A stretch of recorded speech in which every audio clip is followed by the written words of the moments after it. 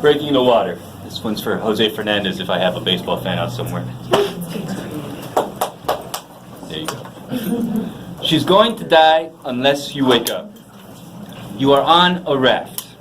You and your mother. You and your padrino. You and other dreamers like you. You sleep, hoping to wake up to another dream. You cook in the sun. The crash of breaking water shakes the raft, shakes you, but you still dream of hearing your mother's voice curve around the walls of a house, of clinking glasses of rum as salutes fill the air, of connecting your locket-split family, of repairing your heartbroken mother's heart, of making your own personal La Habana. You dream of a home. You wake up to the echo of the water breaking. You feel the tension, others already awake. You unkaleidoscope the image. 7 silhouettes where there used to be 8. 7 startled dreamers woke up to the nightmare. Se fue. But unlike the rest, you do not stick in the sun. Before you could even hear the echo of your fallen mother's call, you break the water too. You swim down to her. You keep pushing yourself to her as she sinks below you, beneath you. So you keep pushing as if the world sinks her before you on purpose to ruin you. And you keep pushing as if the Orishas placed a gentle hand on your back and moved you forward, faster, to be able to catch her. And the waters get darker as if spirits cast all their spells and shadows over you. Your head gets heavy, pressure increasing, tightening the vice. Your heart keeps pumping. Your mother raised you to be all heart. It pumps because it is all that it knows how to do, as if you couldn't live in a world where you'd let this happen. You feel yourself moving slower as the salt piles on you. Each grain ticks off time. Each ounce drowns and dehydrates you. You keep pushing as your bubbles float higher and higher to the world of dreamers that you can no longer see. Bubbles that burst against a plane farther and farther away. You keep pushing, trying to get to the beautiful soul that sinks, to scoop her up and save her, like as a child when you'd break the water to show your eroding mother the beautiful shell you have uncovered from beneath the sea. And you reach her. You follow the air bubbles up, each one carrying an almost lost memory, an almost lost dream. Little by little, the falsetto silhouettes return to your eyes. You then break the water again. Jose, you saved her. I cry when watching old tapes of you dancing on the mound like a shaman. I cry thinking that none of us could have saved you when it was your turn to fall. Years later, after you had lived your dream, how none of us could break the water for you, none of us being able to find the beauty against the erosion. Thank you.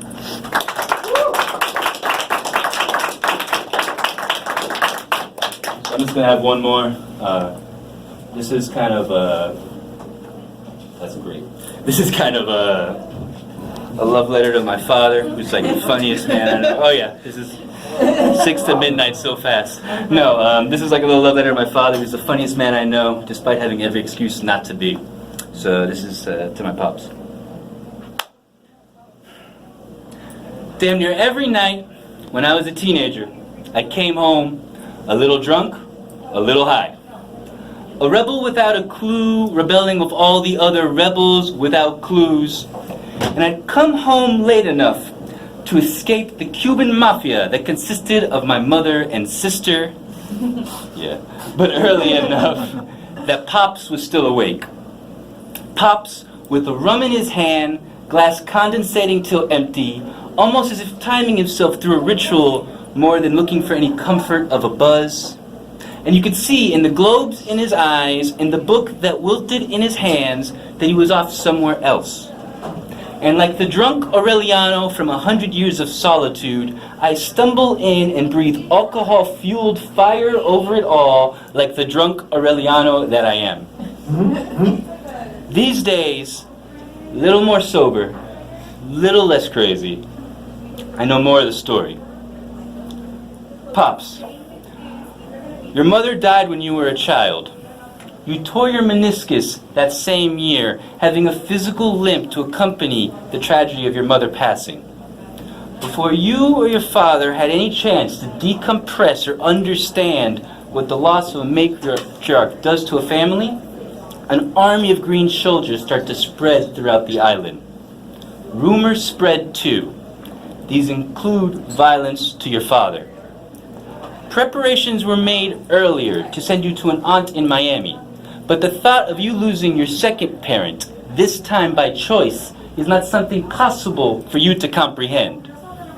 So you throw every protest possible for a child, and you being the only person who could say no to your father, he relents and you stay. And then one day, militia stops your father's car. Guns are pointed. He curses and does not relent. An aunt in the front seat cries, "Pompeo, you cannot do this." Somehow, he doesn't die. He was a man who could not die by someone else's hand, a Latin American folk hero in his own right. But Pompeo dying or not, you cannot stay here for all that. So you are sent to Miami. And just like that, you get sucked into Operation Pedro Pan for all the lost boys and girls of the Cuban Revolution. A flawed attempt at kindness being the sweetest way we can put it. And on those long nights, you used to repeat a phrase that your father taught you, one that guards in neither country could strip from you, no matter how much they tried to take everything. Que eso no tiene importancia. This has no importance. A phrase you taught me, a phrase I echo to let the stresses sink away into the sea. Que eso no tiene importancia. And then one day, you hear in Miami, vamos a downtown. This phrase pierces through the untranslatable chaos of your time in the States. And you know it doesn't mean just going to downtown. When you're there, you're not going on a field trip form, no parents to hold your hand, not trying to learn about your new city. When you get there, you are going to steal. And not because of how you were raised, your father jumping into graves just to roll over, but because you have no other choices, or better yet, because your other choices have not been presented to you. But don't blame the child. You have no idea how convincing hearing your native language is in a sea of chaos. How your heart can't just turn to stone. How when you hear the language that your mother knew, hear the language that your father spoke to you in, hear the language that you learned how to say the words, "I love you," you are convinced, and so you steal. Que eso no tiene importancia. But you try to let the anger go through your pursed lips, taking little breaths, repeating the phrase, thinking of the love of your mother, the teachings of your father, thinking of the clave that your heart beats to, that you dance to when you're on the island, and you pray that your father will see you and recognize you, whether it is in this world or the next. Que eso no tiene importancia. You were sent to New Mexico to live with a foster family who was apparently rich with helicopters. The first time you were lied to about the American dream. When you get there, you sleep on the floor with a family that speaks no Spanish. When you understand some English, you run with exuberance that a now 11-year-old exile has to tell your foster mother what you now know. Ignoring this exuberance the 11-year-old exile has, she asks, "Yeah, but do you know how to use a fork?" Que eso no tiene importancia. And your father's letters came weeks late, open, the smell of absent money still on the paper. But you don't know that yet, when you still wished and hoped the world was good and loving. Que eso no tiene importancia. When your father got to the United States, the U.S. had the audacity to say that ink was thicker than blood, that a doctor couldn't take care of a child in the United States, that he needed thousands of dollars of food a month to take care of you. He needed thousands of dollars of milk a month to take care of you. To which your father, in his damn good English, asked, "Am I raising a man or a calf?" Pero cariño, que eso no tiene importancia. These days, picture you filling in the robe a little more than you used to, gray all over your head and beard, 2 free hands as pills have replaced the drink, trying to get tired to fall asleep before you pass out, leaned back in the recliner in an uncomfortable position that will have you limping throughout the rest of the day. And I hope, whether it is me telling some of your stories, me not telling some of your other stories, me using que eso no tiene importancia, both before, during, and probably right after this piece, that if you feel it, you'll look up and smile a little. For I know, when I will feel it, when I'm done for the night, looking up, once Tronco Aureliano is done for the night. Thank you.